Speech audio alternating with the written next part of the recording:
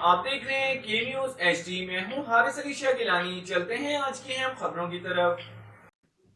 رخ کریں گے ساہیوال کا، جہاں سے رپورٹ کر رہے ہیں ہمارے deputy bureau chief Ali Raza. Police تھانہ بہادر شاہ کا ایس ایچ او قبضہ مافیا کا سرغنہ بن گیا.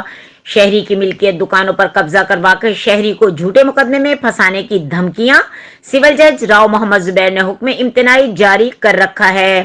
ڈسٹرکٹ پولیس آفیسر محمد صادق بلوچ کے حکم کو بھی ہوا میں اڑا دیا گیا. تفصیلات کے مطابق تھانہ بہادر شاہ کے علاقے اڈا سرور چوک کی ملک محمد نواب سابقہ چیئرمین کی ملکیتی کروڑوں روپے کی 3 دکانوں میں قبضہ مافیا نے قبضہ کرنے کے لیے ایس ایچ او تھانہ بہادر شاہ ملک ندیم انور سے ملی بھگت کر کے دکانوں پر پولیس کے ساتھ مل کر دکانوں کے تالے توڑ کر قبضہ کر لیا.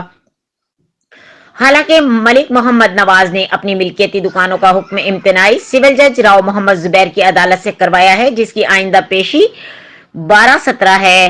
شہری نے ڈسٹرکٹ پولیس آفیسر صادق بلوچ کو بھی قبضہ مافیا کے بارے میں ملاقات کے دوران بتایا، جس پر ڈسٹرکٹ پولیس آفیسر نے قبضہ مافیا کے خلاف کارروائی کرنے اور میرٹ کی بنیاد پر فیصلہ کرنے کی ہدایت کی تھی.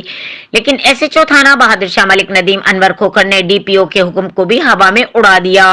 شہری نے آر پی او ساہیوال، آئی جی پولیس پنجاب اور وزیر اعلیٰ پنجاب سے فوری نوٹس لینے کی اپیل کی ہے. مزید خبروں اور اپڈیٹس کے لیے ہمارے ساتھ رہیے گا. تب تک کے لیے اپنا خیال رکھیے گا. اللہ حافظ.